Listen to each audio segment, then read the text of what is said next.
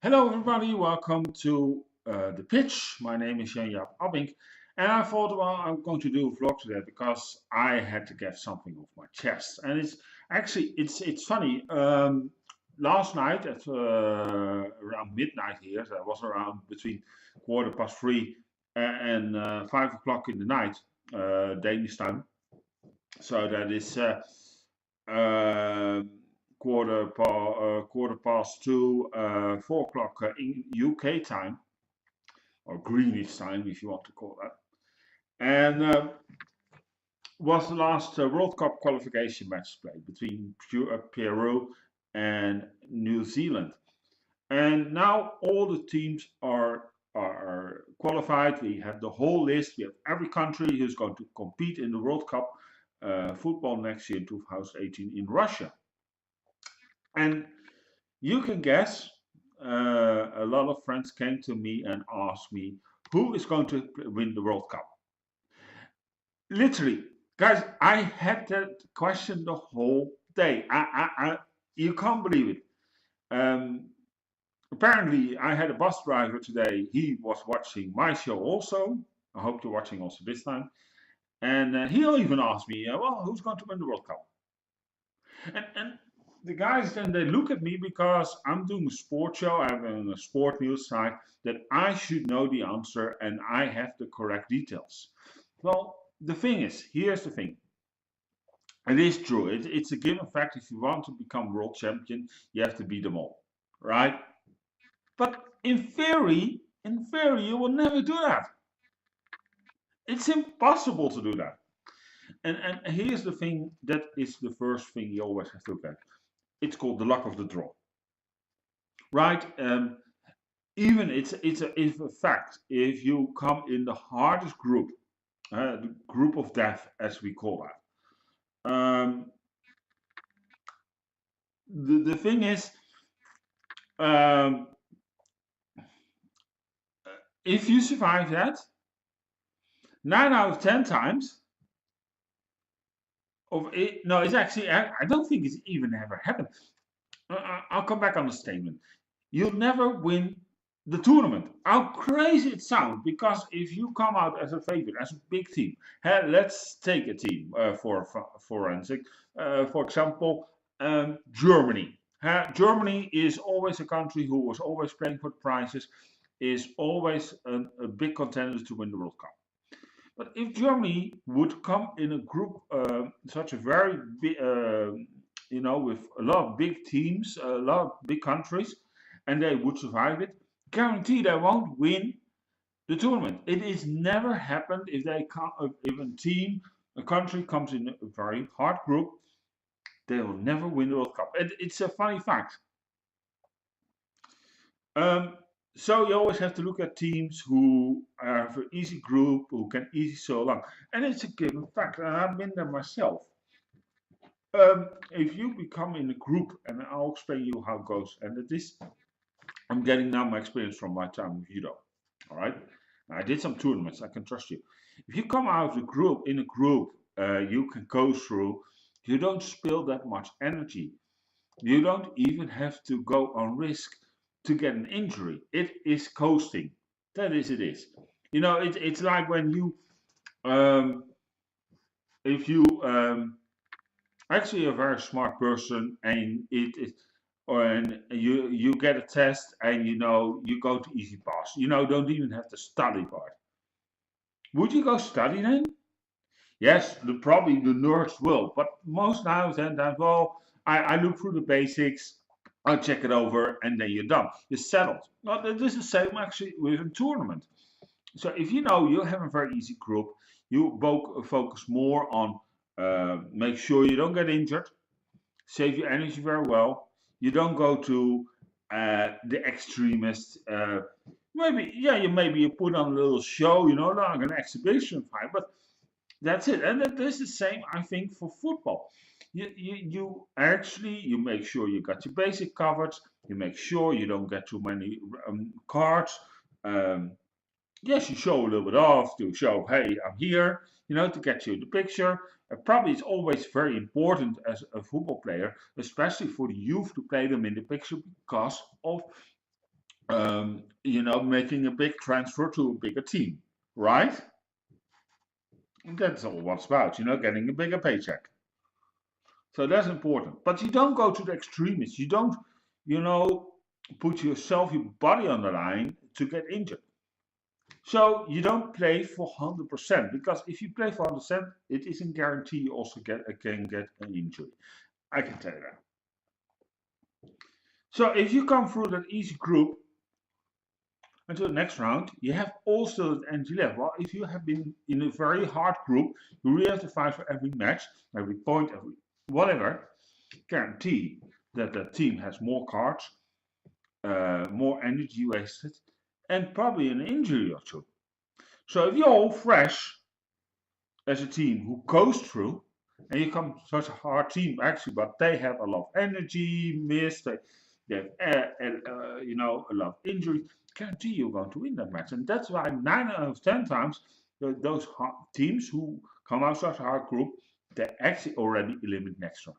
It's a funny fact, but there's some theory behind it why, and that's why I'm trying to explain to you. So I said that also to these people. Of course, I have my favorites, but let's see first the draw, how they draw, who will they get in from what group do they get the next round. It's also very important.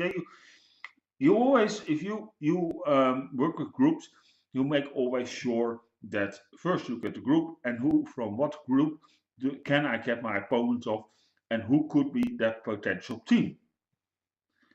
After that is just guessing. Then you the round after it is almost impossible because you have from two groups and then depends on the winner everything on cards everything industry all the thing and then there comes more one thing that makes it impossible now to go say well this is a world cup. Yes, we have of course the seeding, but the seeding doesn't matter that much. It matters on from who you get in the next round, what for group do you get, and then you can have all the seeding, but it depends on how the draw. That's why they call it the luck of the draw. But it's actually not a luck, it's just a given fact. It is the basic stone for will you win the World Cup or not, as I'm saying. So then you come, if the draw is made, can you make then still your prediction? No. And that sounds weird because a lot of people, when the draws make, oh, that team is going to be very lucky to draw, and etc. etc. That's true. On that basis, you can make a prediction. However, you're forgetting one small rule. There could be some basic key players. When the World Cups come around, they are getting injured. Can you imagine? Let's take England for a fact. The biggest player in England right now, Harry Kane. Huh? I have a feeling he will go do very good at the World Cup. I think he will start. I think it's going to be for England his World Cup. I'm not saying that England is going to win the World Cup. That I don't think so. But that is on certain facts. But let's say maybe a few weeks in front, the last game of Tottenham, he gets injured. Maybe he will twist his knee. Maybe he get an ACL. I don't know. He'll be out of the tournament. And if missing a player like Harry Kane for England could be a major disaster. He is very important. He is very determined. Now you can say, yeah, but he was now also injured. Yes, that is true. But that was a friendly. And the thing is, with friendly, you never will play with the strongest team. There are always players that, well, I don't want to, oh, wait a second, my cousin's niece's birthday. Well, I'll just say I have the hiccups. So, because the bonuses they get for friendly, trust me, they're not that good. They're not that worthy that they're going to say, yeah, I'm going to play that match. These football players nowadays, they get so much paid. Do you really care that they don't miss a friendly game of their national team? No. They say, yeah, but it's our national team. Guys, trust me. One thing I learned nowadays how the market is working. They earn so much money. Maybe they get 10 grand or something. Now, do you think they're really going to put their efforts forward and to make that match for 10 grand? No, absolutely not. There's also, and there's a thing, we're a friendly. You don't get any um, stardom out of it. You know what I mean? And that's the same with the Danish team. The Danish team, everybody, because I'm in Denmark and a lot of people are very energetic about Denmark. But I must admit, a lot of Danes, and I must admit, they don't go directly overboard because of Christian Eriksen playing very good, and he was very good. Don't get me wrong. But you have to forget one thing. This was Ireland. What will you do if you're standing against Spain? What will you do when you're standing against Brazil? What do you do if you're standing against Germany? That's a whole different match. And Christian Eriksen. And I had my debates about Christian Eriksen. And here's the thing. And I don't want to be called out any racial things or whatever. But let's say he's now in Dane, right? And there's nothing wrong or against Danes, absolutely not. I love these people, I really do. I got them in my heart. But let's be honest, if he was now born in Brazil, he would already be playing for Barcelona or Real Madrid. But due to he is from Denmark, I believe so, and I can't prove it. It's just a feeling I have. That's why he still is playing for Tottenham Hotspur. And don't get me wrong, because he makes the perfect deal with Harry Kane.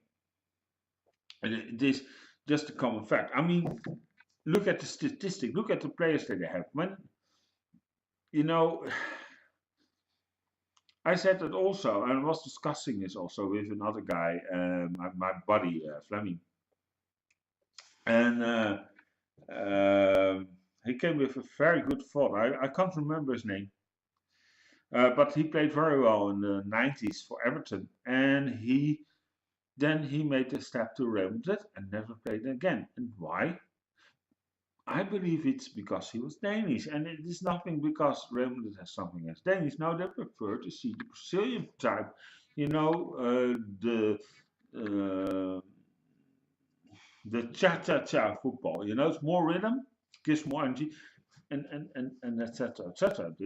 Of course, if you every country has a style of playing. But coming back to the Danes, I've been asked what's again Denmark going to do. Again, I can't tell you that it's the luck of the draw. So wait till the 1st of December, I said, then I can give a little bit head back. I can say, well, it's a possibility there. But then I can't also yet be certain because, as I told you, there could be some major key players be injured. Um, who can actually have a very dominant role, a very important role for the national team. Um, but honestly, so if you look now on paper, all the players, if let's say if all players are not injured and basically on fact and very technical, and that is going to sound weird, I'm going to choose a team now, and that is Belgium. And why Belgium? Look at how far the Belgian players are. Most Belgian football players are playing now on a very high level team. Manchester United, Barcelona, AS Roma, Napoli, uh, uh, Chelsea. Now, all the major teams are Belgian football players. And that gives a little bit hope that they always play on a high level, of course. And what you always see, and what I found so amazing with Belgium is that they're also very united when they come together, and they play as one, and they are a team. That's why I say Belgium could be definitely an outsider. It will be not. It will be one of my top picks. It sounds very crazy, um, but my yeah, I have to be real honest. It will probably be in Germany, or it will be probably be Brazil or the French. And these teams, I think it's a given. But Belgium, I have my eyes set on. I'm going to look forward to see them play. They have a great team. They have one of the chances to win the tournament. Definitely, I believe they're strong. They have a very strong team. Now with the World Cup draw. Well, that's going to be on the 1st of December. And it's going to be a little bit special day for GTA Sports Studio. And my television just went in overdrive. Sorry about that. And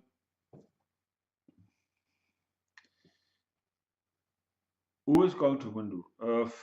Now I'm totally yeah, a special day on the 1st of December because it's the World Cup draw. So actually, the whole day of 1st of December will be standing for the draw of the World Cup. DJ Sports Studio, you can follow along. Of course, this next summer, of course, with the World Cup will be on top of the 24 hours with live YouTube shows, everything. But I will come that later. I will come back on that when it's at around that time.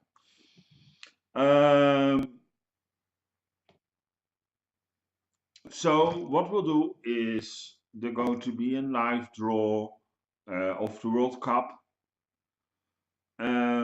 And after that, I will be on YouTube. I will give my opinion about the draw, who is the favorite, who's not the favorite, um, who can win the World Cup, etc. I will start make my slowly as person. So I thought I want to go ramble a bit on the World Cup, but I can't make a draw yet. I really can't. You have to give me some weeks when the draw's made. So I will make an appointment with you now. Get your agenda and put the 1st of December.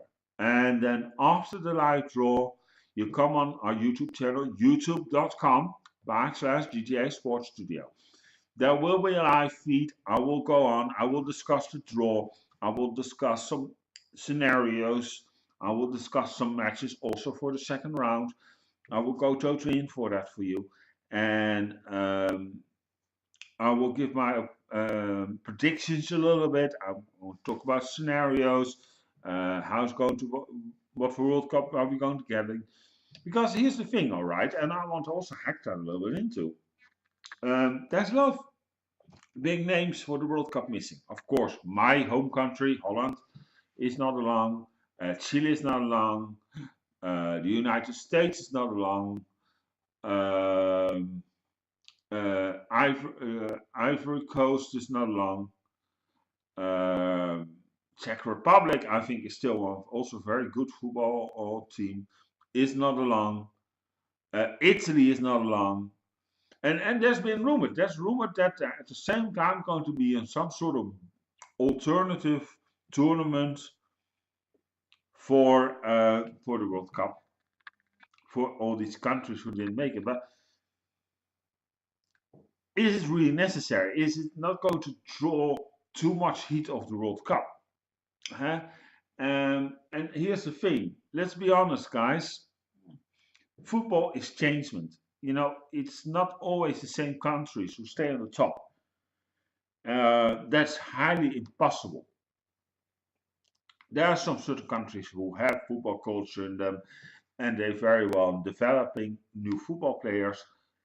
However, yeah, sometimes some countries are better, and then other countries you suspect who should be along, they're not along because there's only a maximum of teams that can be along. Do I think it's a good idea? It's maybe a nice or friendly tournament. Let them have it, but I mean, a few years ago we didn't have such things, so why should we have it now? I mean, a lot of people will still watch the World Cup. We do, we will here on GGA Sports Studio.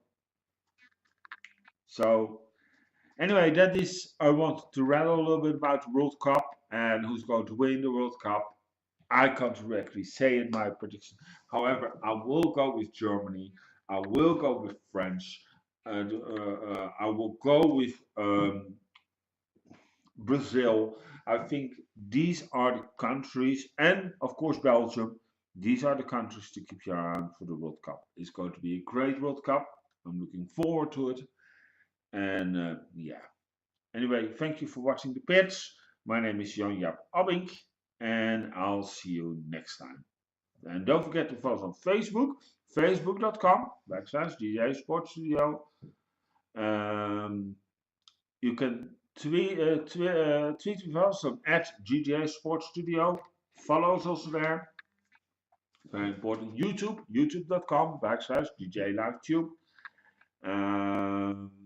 They can also find this video on demand.